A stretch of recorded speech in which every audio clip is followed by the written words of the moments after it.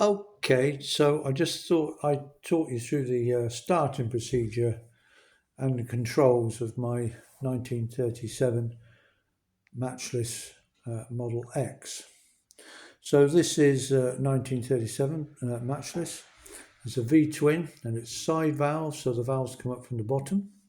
There's no valves on the top. It's 990cc. And this was made up until the start of the Second World War, up to about 1940. And then they went on to war footing, producing mainly, I think, the singles, the 350, 500 singles. And then after the war, they never made the V-twin again. It's magneto ignition, so there's no ignition to switch on. When you kick it over, as soon as you turn it over, the magneto generates a current and gives you a spark. So it's quite easy to steal, really, if you wanted to. And the advance is a manual advance and retard on the ignition, so you have to advance and retard the ignition manually as you go along. Then it's got a dynamo to provide electric current. Now the electrics and the battery and so on, they have nothing to do with the ignition because that's the magneto. So they just provide the lighting and the horn and so on. So you've got a dynamo that goes to what's called a CVC unit. That's a compensated voltage control unit, which is basically just a regulator to regulate the output from the dynamo. And from there, it goes, you just got a little battery here. And then from the battery, you've got an ammeter, you've got the headlight, you've got the rear light, you've got a horn. Here we go. And you've got your dip switch for the massive headlamp. Okay. So then you've got your lighting. You've got your lighting switch here. So that's off side lights, which in our case are not connected. They weren't when I got the bike, and so I don't think I'm going to do it. And then you've got your headlight switch there. And what I've actually, and that goes on also to your backlight, but what I've actually done is I've disconnected the rear light on my bike. So let's see if I can do it. So it's just on. No, I can't do it. It's just on the. Let's see if I can get it. Come on. There we go. It's just on the brake light, rear brake light. Okay. Now the reason I did that is because I went out with a friend, and the difference between the light and the brake light is negligible. So they couldn't tell when I was braking. So as I'm out, I only ride during the day. I disconnected the light so that you can only just see the brake light, so people can actually tell when I'm braking. For better for worse. But they said, they were behind me and they couldn't tell when I was braking or not, and it made life difficult for them. Then you've got a voluminous toolbox here, which is fantastic. So you can put loads of stuff in there if you want.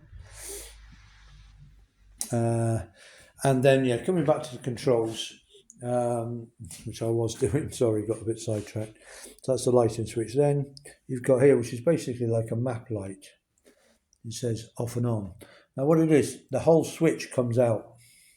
All right. Now on mine, I've kind of jammed it in because stopping people from stealing it, basically, because I have heard of these being stolen, especially these original brass ones, because you can get the Bakelite replacements.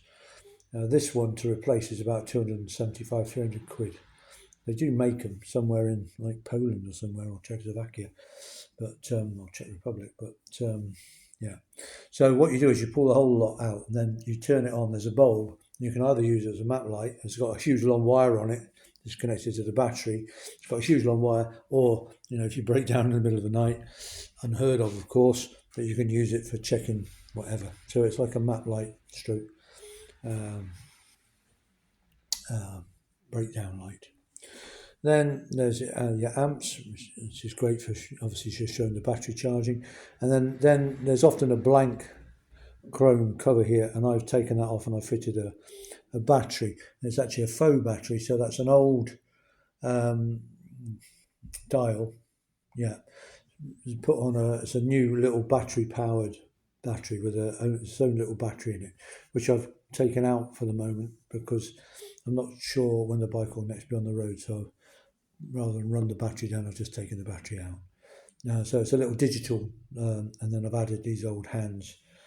And I think quite cleverly, I've just mentioned myself, I've aged the hands so they look a bit old. They're not bright white. I stain them with the normal method of an old tea bag. So it looks like they're a bit old rather than looking too new. And it's okay. It's okay. Because there was an optional clock, proper clock that you could put there, but they're virtually unobtainium. So that's the best sort of second to that alternative. Then on the handlebars control, then this controls the stiffness of the damping, and then you've got controls to that's the stiffness of the handlebars, the steering head bearings, and then you've got controls that will control. You can adjust the stiffness of the front forks.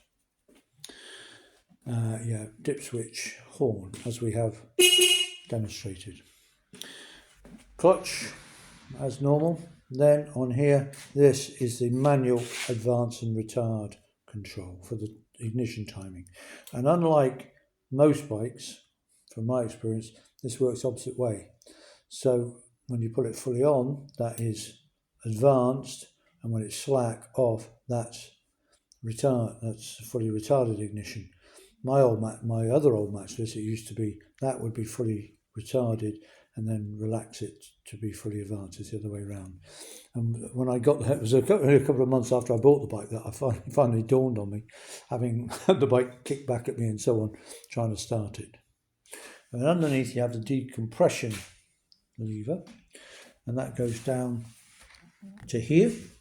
And what that does is when you pull the decompression, if you pull that small decompression lever in, what it does is it goes down to here, it goes onto the cam followers in the engine, and it lifts the exhaust cam follower on both sides. I think it's the exhaust. And anyway, it opens the valves, and so the engine stops, there's no compression.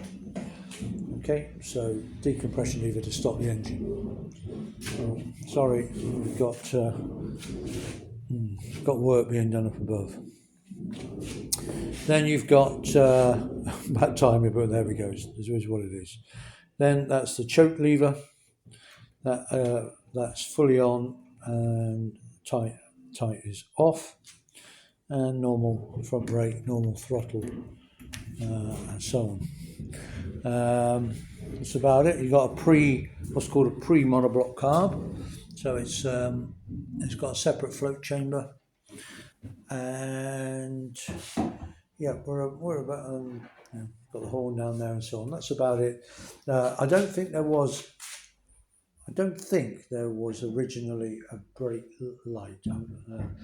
I don't think so. This is a aftermarket brake light switch fitted. And so I don't think they originally had a brake light, but I'm not sure. Then you've got the main stand, which I very rarely use, which is clipped to the rear mudguard, and that I'll put it down. There you go. It just comes off that clip if you want to use it. It goes down, and you can lift and put the bike on the main stand. You've also got this mudguard, rear mudguards in two parts. Undo this bolt here, loosen the stanchions, and the whole rear mudguard section comes off, so that you can get the back wheel out in case of a puncture, etc. So that's a nice little feature, because if you've ever tried to get the back wheel just off a normal bike, well, it looks like it will come off, it doesn't. They're a pain. Whereas that rear section, that's quite common on old bikes, that will come out.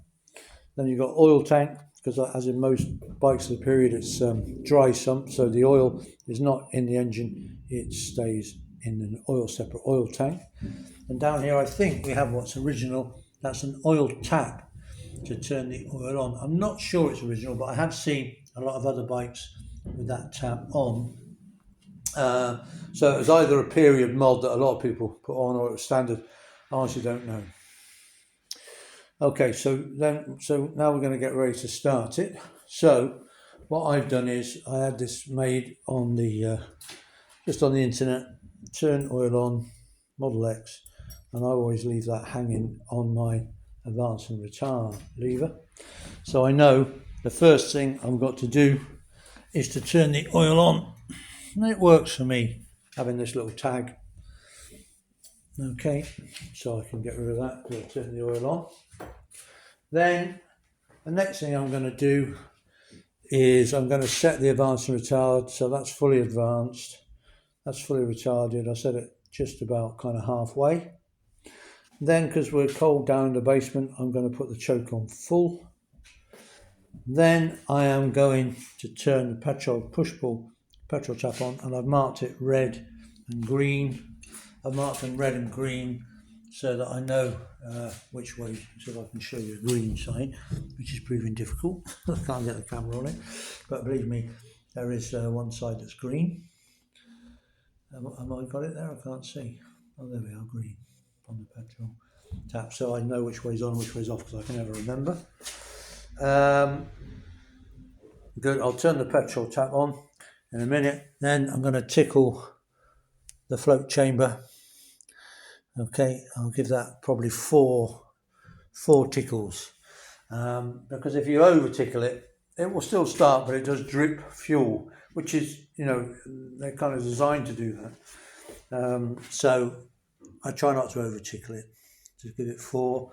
Then we'll turn the bike. We'll pull the decompression lever in and turn the bike over on the kickstart until I get full compression at the bottom. Then I'll just edge it over full compression, and then I know I've got a full kick in the right place. So that's what we're going to do. I'm going to put this camera on the stand now. The bike is stone cold. Okay, completely. I haven't started it since 2 days ago, and I'm hoping that it will start first kick. Of course, it's on camera, so it probably won't, but that's what we're going to do. Going to try.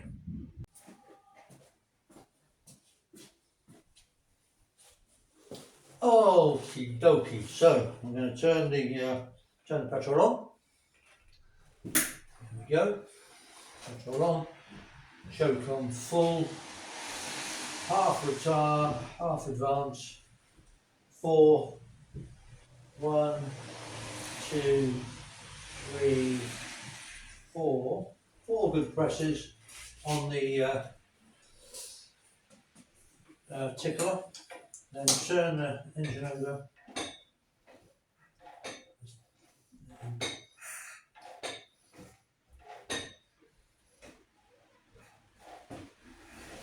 And I'm sure I'm going to get, there we go, and here we go.